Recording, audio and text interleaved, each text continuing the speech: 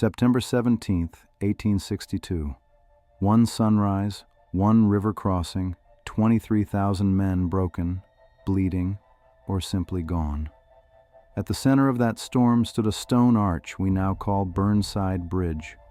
Union troops charged it, Confederate rifles waited above, and the creek ran red before noon.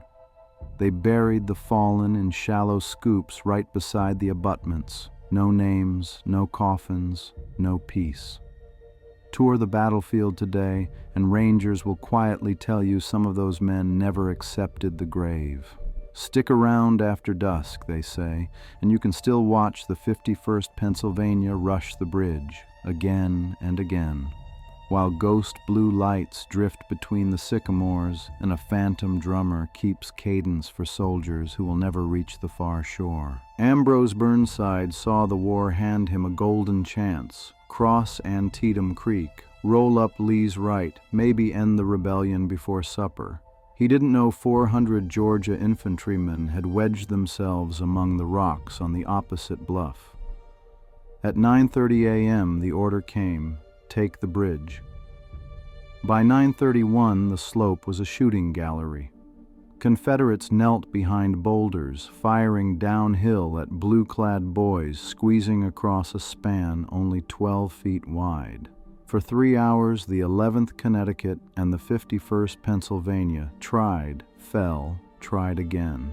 The loss of life was substantial, even before a single boot had touched the east bank. When Union troops finally surged across, they stepped over bodies stacked too deep. The creek below actually began to change color. One survivor later wrote his sister, "The bridge is ours, but the cost is a piece of my soul." Nightfall brought no mercy. Surgeons worked by lantern, limbs piled like cordwood, and burial details scooped shallow graves right where the men fell. Around Burnside Bridge, that meant a blanket, maybe, and a few inches of clay. Records list 532 unknowns for the whole field, but local farmers swore there were many more. The ground remembers even when paperwork disappears. Turns out the ground can also hit replay. Jump to 1958. Park Service caretaker Paul Bailey walked his dog at 5 a.m., testing a fresh gravel path. He froze. 2 ranks of soldiers in Union greatcoats stood at the east end of the bridge, muskets on shoulders. Bailey figured a reenactment camp had arrived early, until the column wheeled right and marched straight through the bridge railing without a splash below. The dog howled, the column vanished, and Bailey's cigarette hit the ground before he did. Rangers logged the report. They still keep it in a gray binder marked miscellaneous. Bailey refused that section of the patrol schedule for the rest of his career. Ask any after-hours visitor what they've seen, and you'll hear about the lights. Soft, bluish orbs that bob above the creek like marsh gas, but feel sharper, almost electric. They drift upstream against the current, blink out, then regroup nearer the bridge.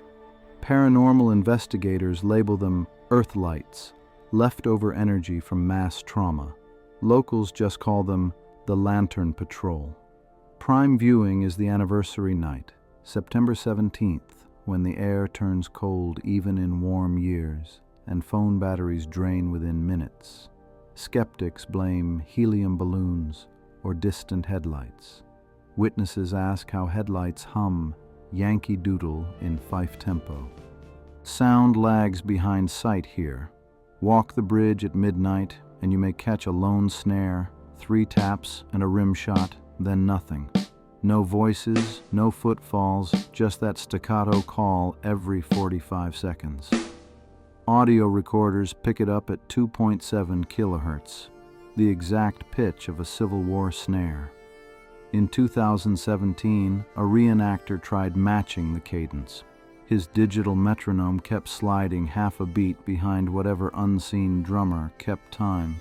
He packed up at 1 a.m., pale and shaking, saying the rhythm felt like trying to outrun your own heartbeat. Tourists aren't the only ones who meet the troops.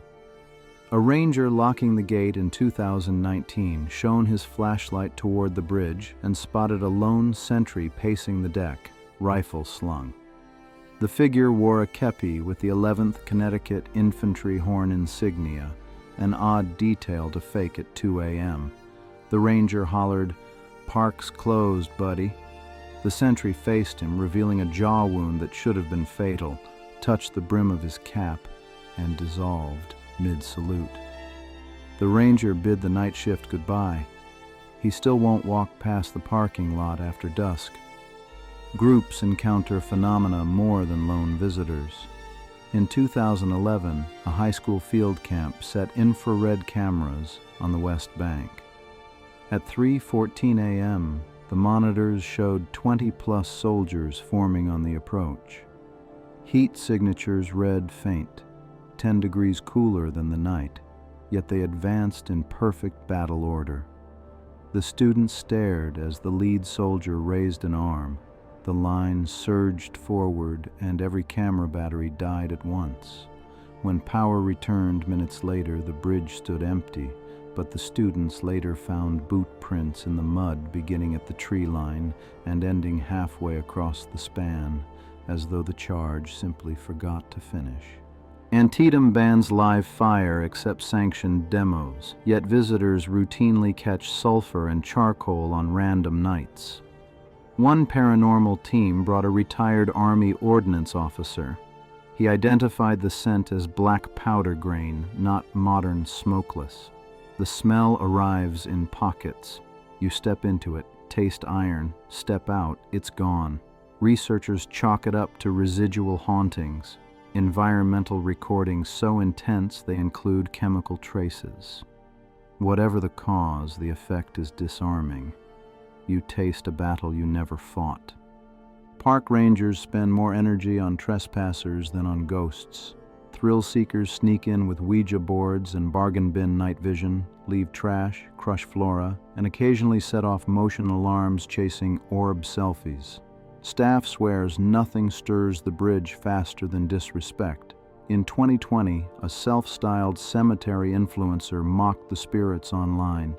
Every photo he snapped that night showed blurred streaks shaped like rifle barrels. The post vanished within a week. Coincidence? Maybe. Rangers keep a spare incident form for coincidences. Historians call Antietam the turning point that let Lincoln issue the Emancipation Proclamation. Paranormalists call it something else, a wound in the landscape that keeps tearing open. Burnside Bridge served as a choke point for living men in 1862. In some spectral sense, it still is. Soldiers buried without names can't be sent home. Their march is endless, their objective forever just across the creek. Maybe haunting is their only way to insist, "We were here." The echoes of Antietam have lingered for over a century, carried on whispers and stories like these. If you want to ensure these voices from the past continue to be heard, subscribe to our channel and share this video. It's the digital equivalent of leaving a lantern burning, a small way to honor the memory of those who still hold the line. If you visit, come at twilight. Bring silence instead of gadgets, and leave flowers on the railing, not graffiti. Hear the drummer? Stand still, count the cadence, remember the price of crossing. And if something taps your shoulder and no one is standing there, tell a ranger. They collect stories the way the bridge collects echoes.